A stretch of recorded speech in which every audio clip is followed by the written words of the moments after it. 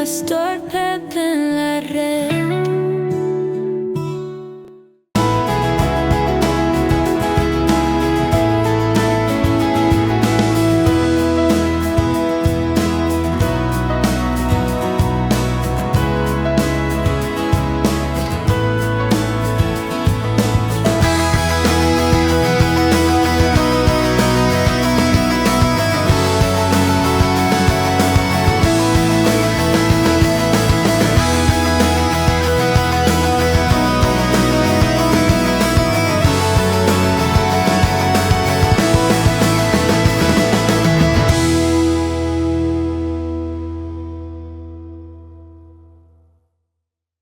Así que, pues, yo voy a aprovechar y estar en Puerto Rico, allí en esa labor ministerial. Y desde ahora les pido sus oraciones y verdad que el Señor guarde mi salud, porque estamos en un tiempo de mucha oposición. Y en el día de hoy, ese es el tema que yo quiero tratar, el tema, cuando estamos en pleno servicio al Señor, o que estamos preparando, Dios nos está preparando para su servicio al santo ministerio. Yo quiero que usted sepa que siempre va a haber oposición. Va a haber oposición, va a haber circunstancias. Yo les cuento que apenas una semana antes del viaje a España, pues íbamos 3 personas a España. Uno de ellos hubo una tragedia en la familia que se tuvo que quedar, ¿verdad? Y atender esos asuntos, y gracias al Señor está aquí, ¿verdad? Y la semana pasada lo tuvimos de regreso. Pero luego hubo circunstancias familiares en otros asuntos también, de trabajo y demás, que también traían tensión. Estamos hablando ya 2 días del viaje. Y luego la noche antes del viaje a España, el último que iba a recibir un ataque del enemigo, lo recibí. Y da la casualidad, el nervio ciático, la ciática. Y yo pensaba que yo no me iba a llevar mi bastón para este viaje, porque yo me llevé mi bastón para el viaje en diciembre. Y justamente pero qué puntería había que tener, ¿verdad? Justamente 4 meses después, el problema de la ciática. Y ese problema de la ciática me duró todo el viaje a España, sobre todo cuando me acostaba a dormir. A la que estaba predicando se me quitaba, y a la que me sentaba se volvía otra vez. Y eso era constantemente. Hay oposición. ¿Y sabe por qué? Porque cuando tú estás sirviéndole al Señor, cuando tú estás en pleno servicio, cuando tú estás en los propósitos de Dios, estamos hablando de que tú estás en la brecha proclamando el reino de Dios, pero hay un reino de las tinieblas, que es de oscuridad, que en total antítesis al reino de los cielos, que es en luz. Es una lucha que dice Pablo en Efesios 6:12, que no tenemos lucha contra carne ni sangre. O sea, no se trata de las circunstancias familiares, ni de empleo, ni nada de esas cosas. No se trata de la situación de la ciática, o de lo que sea, de salud. Es contra principados, contra potestades, contra gobernadores de las tinieblas de este siglo, contra huestes espirituales de maldad en las regiones celestes.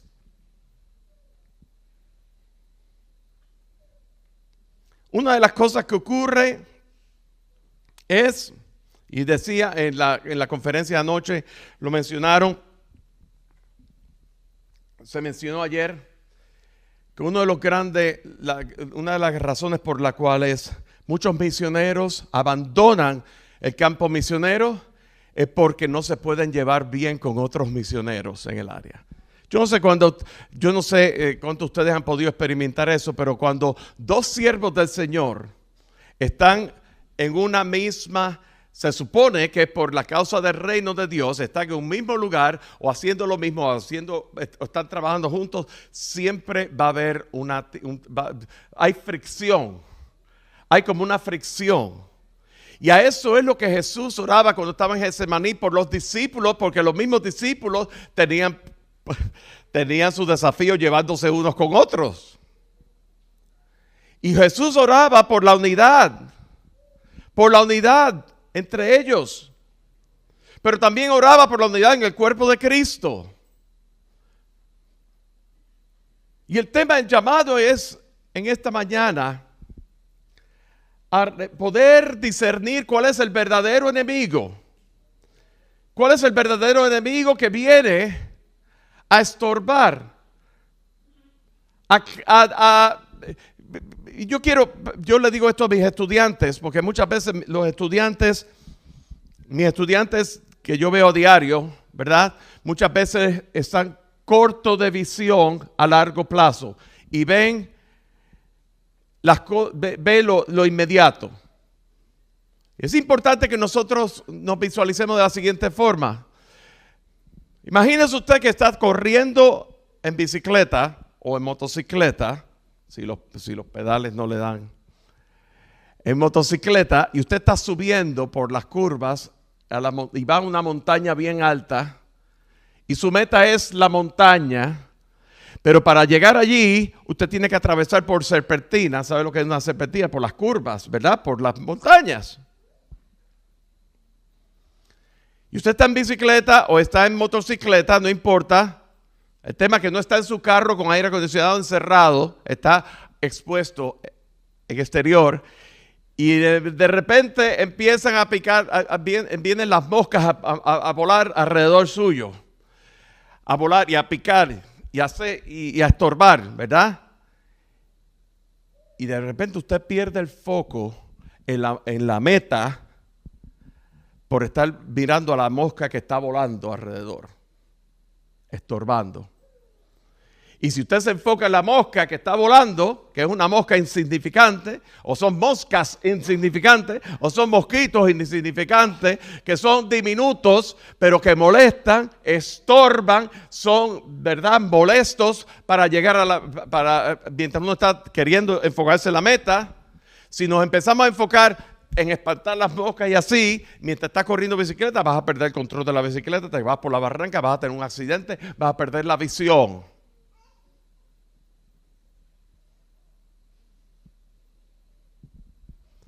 Y el Señor nos llama a estarlo mirando a Él en todo tiempo, a tenerlo, a mirar en la meta, nuestra meta, como dice Pablo, prosigo a la meta del supremo llamamiento en Cristo Jesús. Fíjate que la expresión que Pablo dice antes de eso, dice, no es que ya lo haya alcanzado ya, no, pero prosigo a ver si logro asir, echar mano, agarrar, apropiarme de aquello por lo cual fui asido o tomado o por lo cual fui llamado por el Señor. Y esta mañana queremos considerar a la luz de Mateo capítulo 22, un pasaje que todos conocemos, que aún el más incrédulo lo cita, y lo cita sin ningún tipo de profundidad, lo cita porque lo oyó de alguien, lo citan para apoyar su postura de que, bueno, lo de Dios es lo de Dios y lo del gobierno es lo del gobierno, no importa. A César lo que es de César y a Dios lo que es de Dios. Yo creo que eso es uno de los pasajes más citados por no creyentes. Pero ¿qué es lo que está pasando aquí? Jesús, él ejemplificó la fe poniendo fíjense una cosa, Hebreos capítulo 12, él puso su mirada no estaba puesta en el sufrimiento, él sabía el dolor que él iba a atravesar, él sabía el sufrimiento que él iba a pasar, la cruz, el precio, el camino a la cruz, eso lo esperaba, pero su mirada estaba puesta en el gozo que estaba al otro lado de la cruz. Y muchas veces nosotros obviamos el otro lado de la cruz para enfocarnos en el sufrimiento presente, y cuando realmente cuando vemos que Jesús ejemplificó esa visión más allá en este plano, esa visión de tipo eterno, porque Él sabía por lo cual había sido llamado. Él sabía el propósito de su encarnación. Él sabía por lo cual había venido a este mundo. Él había venido a este mundo en forma humana para cumplir el propósito redentor que fue destinado desde antes de la fundación del mundo, que fue ratificado, que fue señalado, ratificado, cumplido en la persona de Cristo Jesús mediante su encarnación, mediante su muerte, mediante su sepultura, mediante su ascensión, su resurrección y su ascensión.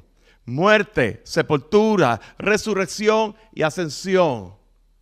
Esos 4 pilares: muerte, sepultura, resurrección y ascensión. Y con su ascensión, el anuncio, la comisión a esos discípulos: id y haced discípulos, bautizando en el nombre del Padre y del Hijo y del Espíritu Santo. Y aquí yo estoy con ustedes todos los días hasta el fin del mundo. Esa fue la gran confesión. Y el llamado a quedarse aguardando, esperando en esa expectativa de la venida del Consolador, el Espíritu Santo. Nosotros vemos esa parte y a veces obviamos que Jesús mismo, en ese camino hacia la cruz, había tensión, había oposición, había lucha, Él sabía, porque Él es Dios, en su omnisciencia, Él sabía el fin de la historia. Pero aún así había una contienda contra Jesús. Y el llamado está a que nosotros pongamos nuestra mirada en la meta. Lo que Pablo decía en el supremo llamamiento. Lo que Jesús decía en el gozo puesto en el otro lado de la cruz. Y o lo que decíamos en la ilustración, en la montaña y no en las moscas. Mateo capítulo 22, verso 15. Vamos a leerlo. Dice: entonces se fueron los fariseos y consultaron cómo sorprenderle en alguna palabra. Ustedes recordarán en los pasajes y las pasadas semanas donde Jesús hablaba en parábolas. Jesús explicaba, y esa explicación era para la multitud, para sus discípulos, pero también para los fariseos. ¿Y por qué se fueron los fariseos? Porque habían sido derrotados muchas veces en los argumentos. No tenía más argumentos que presentarle para acusar a Jesús. Y consultaron, o sea, buscaron otros recursos, cómo sorprenderle en alguna palabra.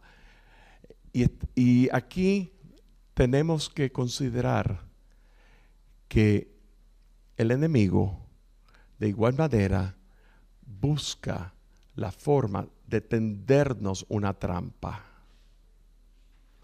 de utilizar las palabras para manipularlas y devolvérnoslas en manera acusatoria. Y Jesús, como es Dios, su carácter divino, que todo lo sabía, todo lo conoce, nada se le escapaba, Él podía discernir eso. ¿Qué pasó en el versículo 16? Y le enviaron los discípulos de ellos, o sea, los discípulos de los fariseos, con los herodianos, diciendo: Maestro, sabemos que eres amante de la verdad y que enseñas con verdad el camino de Dios y que no te cuidas de nadie porque no miras la apariencia de los hombres. Ustedes se imaginan el enemigo, que la manera tan sutil que el enemigo utiliza verdad, atributos que son verdaderos. Porque aquí le están diciendo maestro, lo primero. Lo segundo que le está diciendo, está apelando a la verdad de Jesús, a la veracidad de Jesús, a lo verdadero.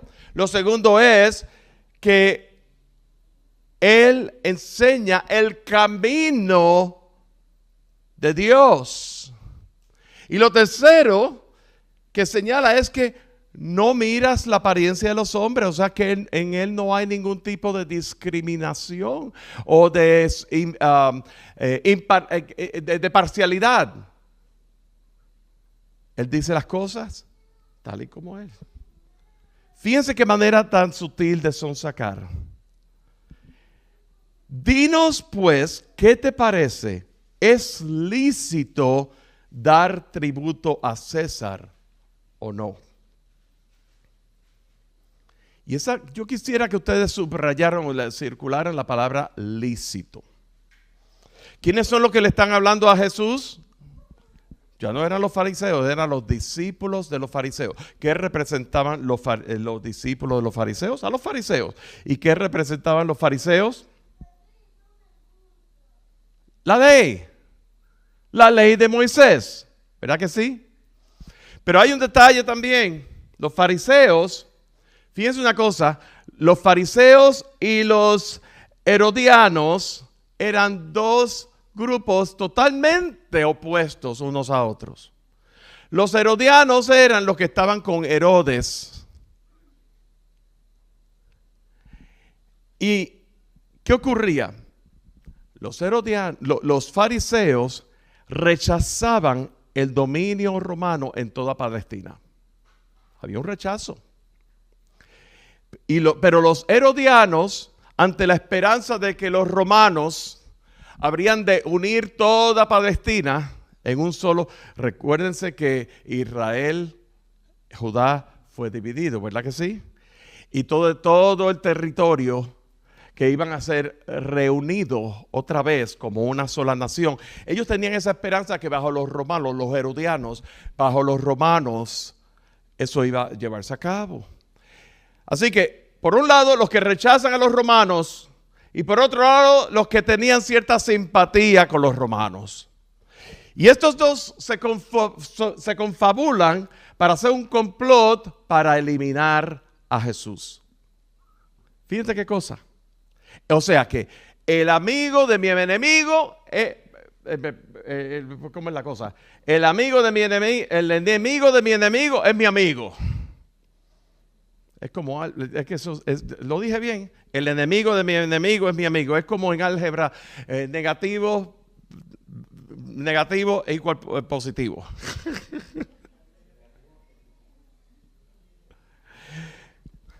Siempre se me traba la lengua ahí.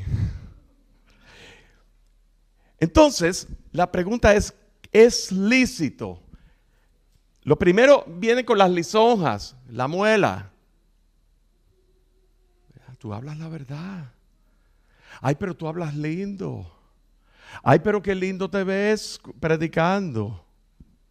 Pero qué lindo te ves vestido. Qué lindo, qué bueno que estás haciendo buenas obras. Tú te ves que sabes mucho, pero no hay un compromiso de una conversión. Es solamente para por ahí a entrar, para que tú bajes la guardia y ahí aplastarte. Es lícito, haciendo apelación a la ley de Moisés. Luego dice, pero Jesús, ¿es lícito dar tributo a César o no? Pero Jesús, conociendo la malicia de ellos, les dijo, ¿por qué me tentáis, hipócritas? Jesús pudo discernir la malicia de ellos. Jesús pudo discernir. Podemos discernir cuando el enemigo viene hacia nosotros con ese tipo de lisonjas para distraernos. Podemos discernir cuando escuchamos a alguien hablar las palabras correctas, e incluso citar la Biblia correctamente, e incluso orar con elocuencia, pero el espíritu detrás es el espíritu incorrecto. Podemos discernirlo. Jesús pudo discernirlo. las palabras correctas, los atributos correctos de Jesús, pero el espíritu incorrecto. Porque lo que estaban buscando era tenderle una trampa. Entonces les dijo, ¿de quién es esta imagen y la inscripción?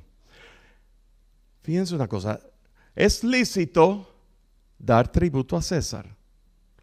Y la pregunta de Jesús, le hacen una pregunta a Jesús y Jesús contesta con otra pregunta, al estilo de Sócrates, ¿verdad?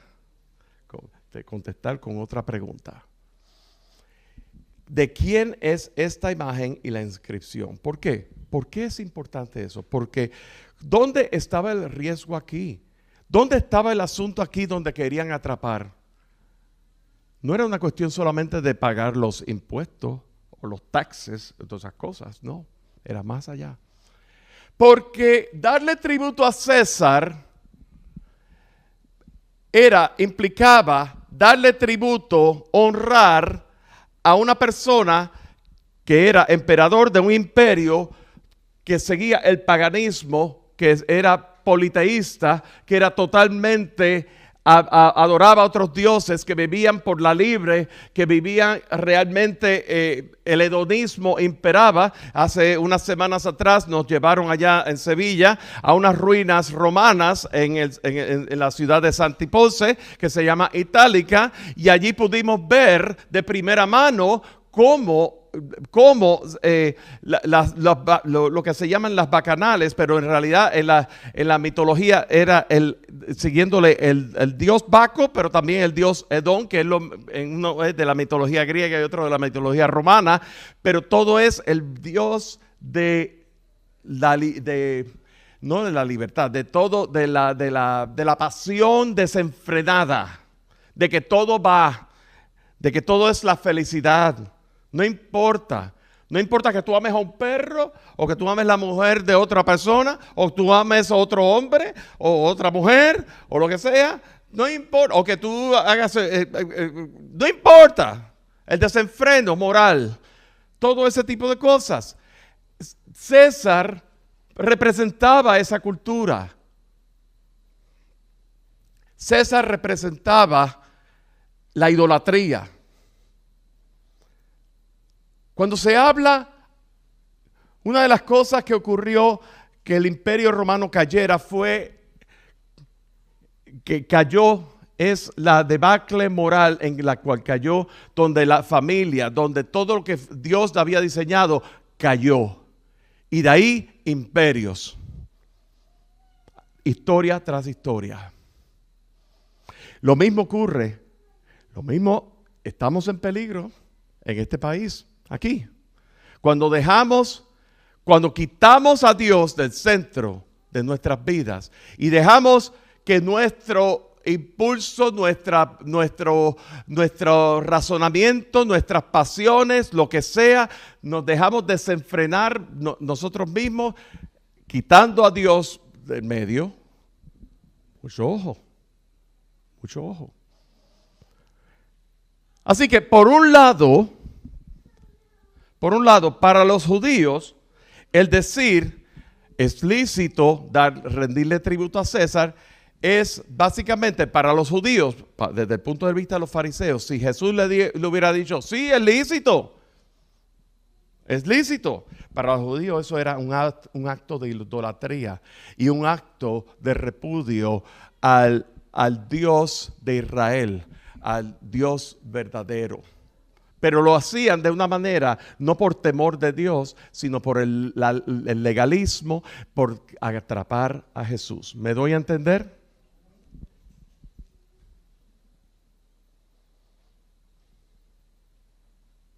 Y para los herodianos, esa pregunta, la respuesta de Jesús implicaba, si Jesús hubiera dicho, no es lícito darle tributo a César, la respuesta hubiera implicado una acusación de que Jesús se estaba rebelando contra César. O sea, los fariseos acusando a Jesús de idólatra y los herodianos acusando a Jesús de rebelión contra César. Así que aquí, y por eso Y como aquí lo que querían era aplastar a Jesús, el enemigo de mi enemigo es mi amigo. Right? ¿Lo dije bien? Bien. ¿Me doy a entender? Y cuando el enemigo viene a nosotros, de esta manera, a crear confusión. A crear confusión de muchas maneras. Puede ser a través del legalismo religioso, a través de las tradiciones, las personas pro tradiciones, y no hay necesariamente un temor de Dios, simplemente una religiosidad vana, superficial y todas esas cosas. Pero aún más, cuando el mundo viene a acusarnos a nosotros, e incluso a citar las escrituras, a César lo que es de César, lo que Dios, y ahí para dejarlo así, como una manera bien frugal, bien trivial, tenemos que discernir y tenemos que pedirle al Señor sabiduría cómo vamos a responder, porque Jesús aquí respondió porque él sabía de dónde venía todo. Le dijeron, Jesús les dijo, ¿de quién es esta imagen y la inscripción? Le dijeron, de César. Y les dijo, dad pues a César lo que es de César y a Dios lo que es de Dios. ¿Y qué ocurrió? Oyendo esto, se maravillaron y dejándole, se fueron. Ellos no se esperaban esa respuesta de Jesús. Y la pregunta que queremos hacernos en esta mañana ¿es lícito darle tributo a César? ¿Y cuál va a ser tu respuesta? Estoy hablando en sentido figurado, por supuesto, ¿verdad?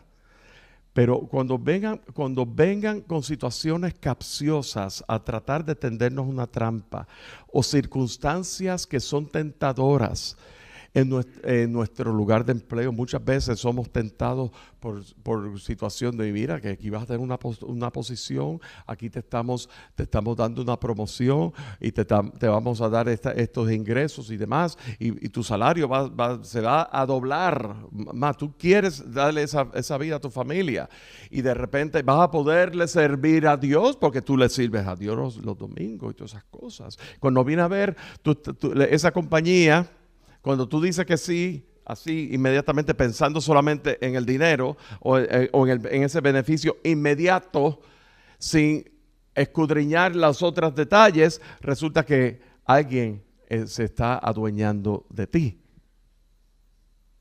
¿Se doy a entender? Entonces ni puedes estar con tu familia, ni puedes servir al Señor como tú quieres. Porque alguien se está adueñando de ti. Pero ¿quién es el dueño en tu vida? La pregunta es, ¿quién es el dueño en tu vida? ¿Quién es el dueño en mi vida? ¿Quién está en control de tu vida y de mi vida? ¿Quién te ha llamado? Porque aquel que te llamó es aquel que te prepara, aquel que te capacita, aquel que te envía, aquel que te usa, y aquel en quien tú te has de gloriar en él, te has de maravillar en su obra. Es él quien hace la obra. ¿De quién es la obra? Es de él. Cualquiera que sea tu situación en este momento, en esta mañana, quiero que sepas que nosotros vivimos, y sobre todo en estos tiempos, donde hay un ambiente tan álgido, tan tenso, en todas las ramas, desde lo que es la política, desde lo que es la economía, desde todas las cosas. Y la pregunta es, ¿en quién tú vas a poner toda tu confianza? ¿En quién tú vas a poner todo tu descanso? ¿En quién tú vas realmente? ¿Quién es el dueño de tu vida?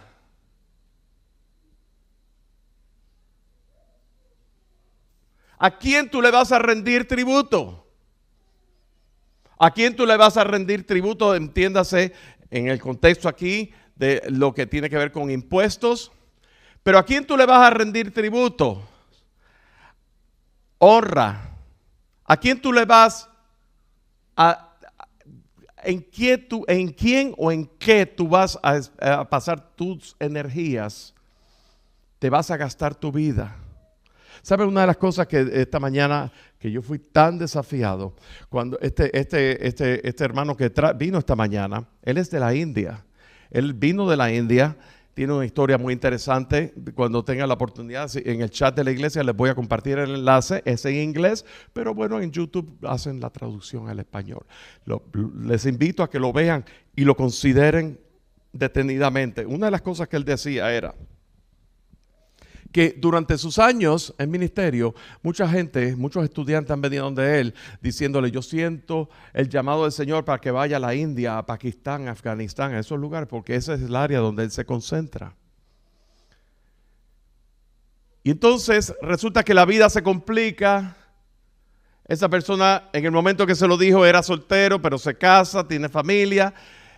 Compra una casa, porque en este país todo el mundo, el sueño americano se cumple supuestamente cuando tú compras una casa, ¿verdad? Pero en realidad, si supieras que si tú compras una casa, el sueño americano no se cumple porque tú compres la casa y la vivas. El sueño americano se cumple cuando tú compras una casa, la rentas y tú devengas el ingreso de esa renta.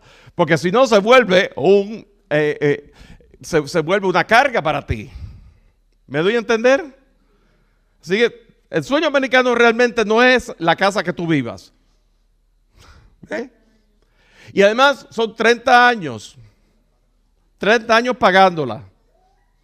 Y al cabo de los 30 años, ¿verdad?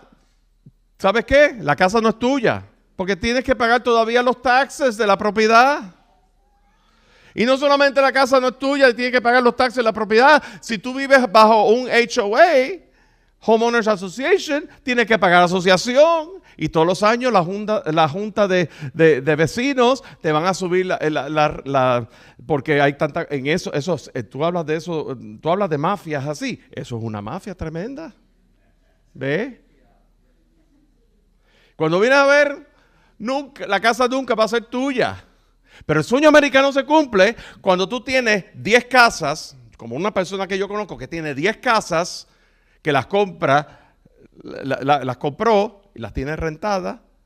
Y esa señora, esa hermana, porque una hermana en Cristo, esa hermana le sirve al Señor, está en sus 80 y me dice: a mí todos los meses me llegan casi $15,000 de la renta y yo sirvo al Señor. Eso es el sueño americano. Si tú tienes que vivir rentado por un tiempo, en lo que tú organizas tus finanzas, no se te va a caer un pedazo de ti. No se te va a caer un canto. Está bien. Hay tiempos y hay tiempos. Pero se complica. Y decía el Señor, el pastor, porque ya me desvié, aquí el síndrome de atención. El pastor decía, pasaban los años, se volvía a encontrar con ese estudiante que había sentido del Señor, de ir a la India y a Pakistán y esos lugares. Bueno, y fuiste. Bueno, tú sabes, la familia es primero. Ahora tengo 2 hijos y tengo que pagarle sus préstamos estudiantiles. Y compré una casa recientemente y tengo que pagar el mortgage. Eso es parte del sueño americano, dice él. Y cuando viene a ver, esa persona, la energía de esa persona deja de ser, se vuelve más mayor, pasan los años y nunca llega a eso. Porque el enemigo utiliza sutilmente todas esas ataduras. Cuando Pablo le decía a Timoteo que ninguno que milita se enreda con los negocios de la vida, no es que sea malo ser empresario, no, jamás, yo no he dicho eso. Miguel, yo no estoy diciendo eso, jamás. ¿Ok? Y los que sean empresarios aquí, jamás. Lo que sí es, no se enreda con los negocios de la vida, asociándote con las personas equivocadas, metiéndote en deudas que no te tienes que meter, o sea, mal administrando las cosas. ¿Ve? Esos son los negocios de la vida, porque esas malas decisiones te pueden costar muy caro. Tenemos que conocer quién es nuestro enemigo. Tenemos que conocer primeramente, el llamado es, y ya terminando, ¿verdad? Fíjense que este pasaje con singular simpleza abarca muchos temas que se aplican a muchas áreas de nuestra vida. Tenemos que reconocer primeramente quién es Dios en nuestra vida. Una visión correcta de Dios. ¿Quién es Dios en mi vida? Tenemos que considerar también cuán grande es Dios en mi vida. La relación correcta con Dios. Y tenemos que considerar qué es aquello que me está rodeando, que pudiera ser una amenaza, un riesgo, una amenaza a el caminar, el proseguir a la meta por la cual yo he sido llamado.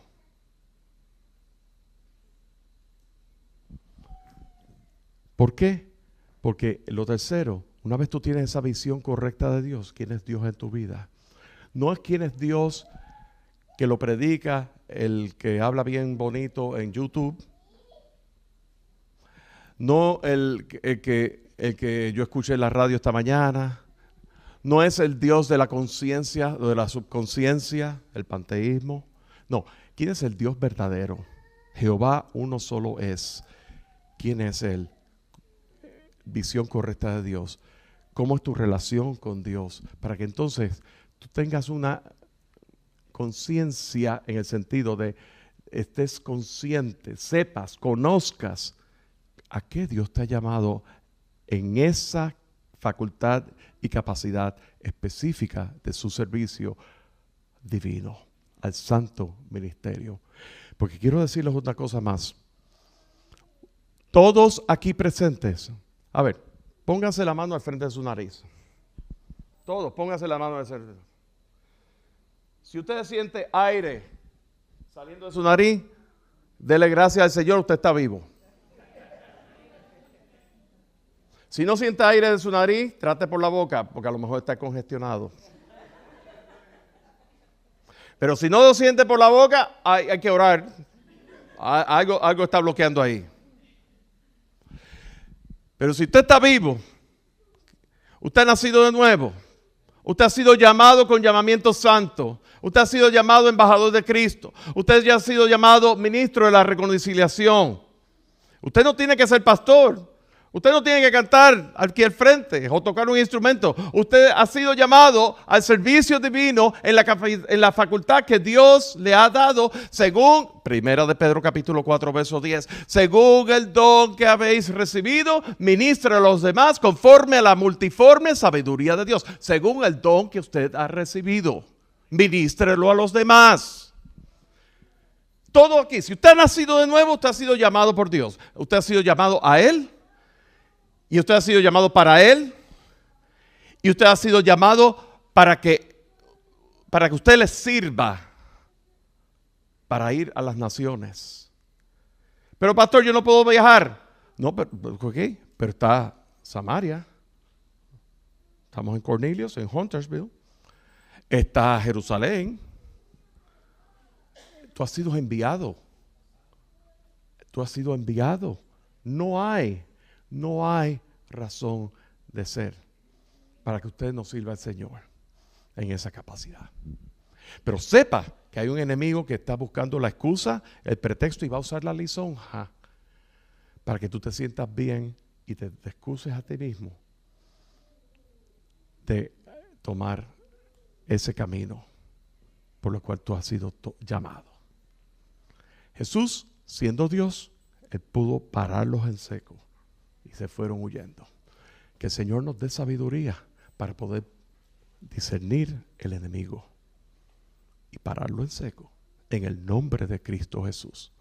Porque la ley del Espíritu de vida en Cristo Jesús me ha librado de la ley del pecado y de la muerte. Y no hay condenación para los que están en Cristo Jesús. Mientras los músicos pasan adelante y nos ponemos de pie. Gloria al Señor, el pastor terminó temprano hoy. Qué rico. Yo tengo hambre. Pero más allá de que usted se estire los pies y todas esas cosas, yo quisiera traer a su consideración, primero, ¿quién es Dios en tu vida? Número dos, ¿cómo es tu relación con Él? Y número tres, ¿a qué te ha llamado Dios? El servicio del Señor se desprende de un nuevo nacimiento. Si tú no has nacido de nuevo, cualquier cosa que sea servicio externo así, te vas a quemar.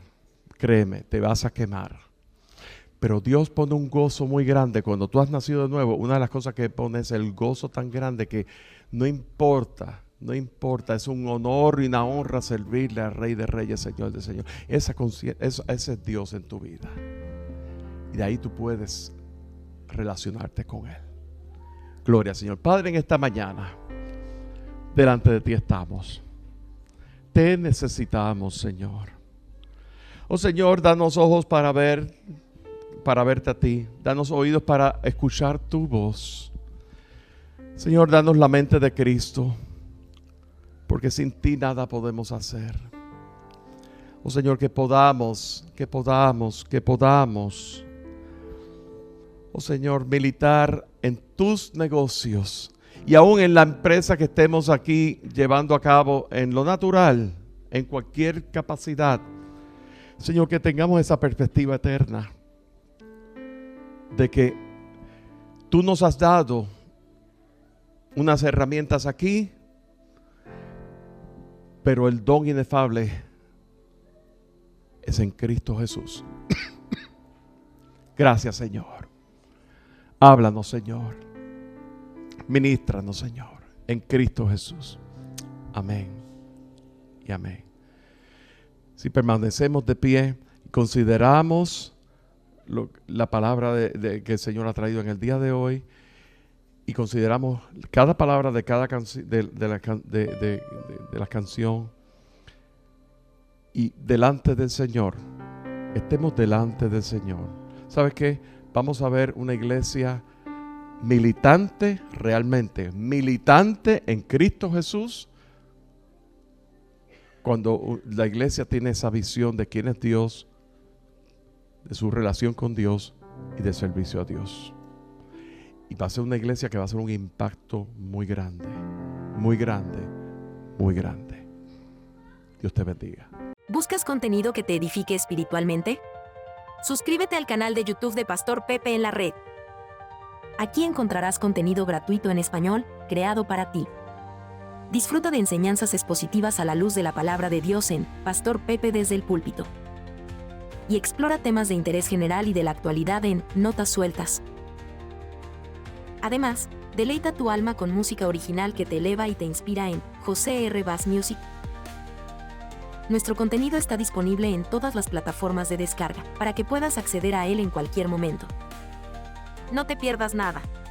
Suscríbete ahora y activa la campanita para recibir notificaciones de nuevos contenidos. Visita pastorpepe.com para más información. Pastor Pepe en la red.